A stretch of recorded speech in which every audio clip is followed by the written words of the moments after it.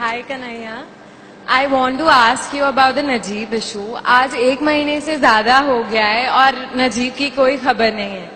तो आपको क्या लगता है, आप तो जेएनयू का हिस्सा हैं, तो आपको क्या लगता है कि गवर्नमेंट क्या स्टेप्स ले रही है उसे वापस लाने के लिए? देखिए, गवर्नमेंट का जो एक टैक्टिक्स मैं समझ पाया हूं वो ये है कि वो एक बात को समझ गई है कि उसको एक मुकम्मल अपोजिशन इस देश के अंदर नहीं मिल पा रहा है। इस बात का फायदा उठा करके वो जो है निरंकुश हो गए, हम लोग हिंदी में बोलते हैं कि अनकंट्रोल्ड हो गए हैं। तो वो क्या कर रहे हैं कि जनता के क्या मुद्दे हैं ये इंपॉर्टेंट नहीं है, वो मुद्दे हमारे बीच में फेंक रहे हैं। और आप देखिए कि हर 15 दिन में एक नया मुद्दा आ जाएगा। मतलब कुछ दिन पहले सर्जिकल स्ट्राइक चल रहा था, उसके बाद जो है नोटबंदी चलने लगी, कभी नजीब आ जाएगा, कभी कन्हैया आ जाएगा, कभी रोहित आ जाएगा। मतलब हम ऐसे सवालों पे फंसे रहेंगे जिसका संबंध इस देश के स्ट्रक्चर से है, उस पर कोई चर्चा नहीं होगी। आप देखिए, मैं 3 उदाहरण आपको देता हूं और 3 आइडेंटिटी के लोग हैं। रोहित वेमुला का इंस्टीट्यूशनल मर्डर होता है, उसमें किस तरीके से एडमिनिस्ट्रेशन का और एमएचआरडी का इन्वॉल्वमेंट है उसके न्यूज जो है लोगों के सामने आ चुके हैं।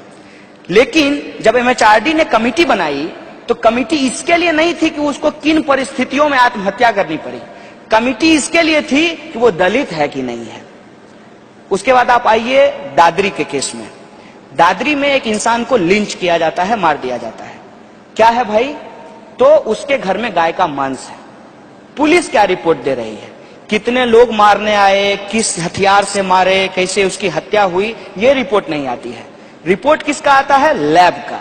उसमें क्या कहा जाता है? नहीं, बकरे का मांस नहीं था, गाय का ही मांस था। मतलब अखलाक जो जिंदा था उसको मार दिया गया, वो महत्वपूर्ण नहीं है, मांस किसका था ये महत्वपूर्ण है। तीसरे केस में आइए, जेएनयू के केस में। जेएनयू में क्या कहा गया? देश विरोधी नारे लगाए गए। अरे देश माने देश क्या है? ये कोई बड़ा पाव है कि कोई आदमी आएगा और हाथ से उठा करके देश को खा लेगा? 5 लोग 10 लोग कुछ देश के खिलाफ बोल देंगे और हमारा देश टूट जाएगा। लेकिन उसको कैसे किस तरीके से पूरा का पूरा एक हवा खड़ा किया गया। और रिपोर्ट किसकी आती है?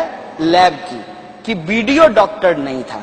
भाई कौन वीडियो डॉक्टर नहीं था? जो रॉ था। अपने आप में कितना कॉन्ट्राडिक्टरी और रेडिकुलस बात है कि जो रॉ है वो कैसे मॉर्फ्ड होगा, वो कैसे डॉक्टर्ड होगा।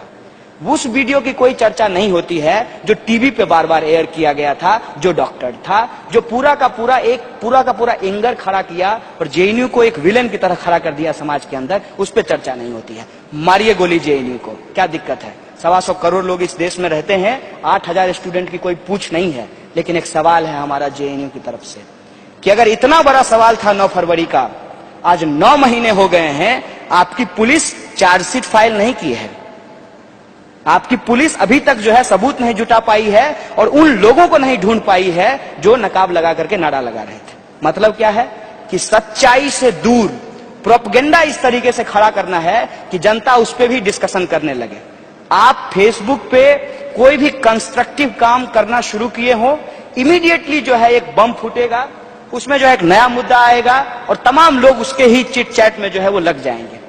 ये जो सरकार हमारे साथ कर रही है, हो सकता है कि कल को एक नया मुद्दा आ जाए, तो ये क्या कर रही है? ये टेस्ट कर रही है कि जनता के अंदर कितनी कंसिस्टेंसी है। क्या वो उस सवाल को, पुरस्कार वापसी के सवाल को, अंबेडकर पेरियार स्टडी सर्किल पे जो बैन हुआ, एफटीआईआई में जो गजेंद्र चौहान को बिठाया गया, रोहित वेमुला की जो संस्थानिक हत्या की गई, कन्हैया और दूसरे लोगों को जो जेल भेजा गया, उसके बाद आप देखिए ये नोटबंदी, सर्जिकल स्ट्राइक, हनुमान थप्पा, किसान, सेना के खिलाफ नहीं, देश हित, देश सब कुछ है, देश सबसे ऊपर है, सरकार की आलोचना नहीं कर सकते हैं। और आलोचना किया मोदी जी को तो एक लड़के को झारखंड में इतना मारी पुलिस कि वो लड़का अपनी जान से चला गया। इस स्थिति में देश को ला करके खड़ा कर दिया गया है। इसमें ये तमाम सवाल कि जब हम कहते हैं जस्टिस फॉर नजीब, तो वो जस्टिस फॉर रोहित वेमुला भी है। जब हम कहते हैं जस्टिस फॉर रोहित वेमुला, तो वो जस्टिस फॉर अखलाक भी है। और जब हम इन सबके लिए जस्टिस मांग रहे हैं, बेसिकली हम डेमोक्रेसी क्लेम कर रहे हैं, अपना वॉइस ऑफ डिसेंट क्लेम कर रहे हैं, और जो हमारी लेगेसी है इक्वलिटी और जस्टिस को, उसको हम इंश्योर करना चाहते हैं सोसाइटी में। तो ये मुद्दे भटकाते रहेंगे, नए सवाल देते रहेंगे। हमारा काम है कि हम भूलेंगे नहीं और इनसे एक एक मुद्दे पे पूछा जाएगा कि 2 करोड़ रोजगार कहां है, 15 लाख रुपया हमारे खाते में क्यों नहीं आया, बुलेट ट्रेन अभी तक क्यों नहीं चली, महंगाई कम क्यों नहीं हुआ और महिलाओं पे अत्याचार क्यों नहीं रुके। ये हमारा काम होना चाहिए।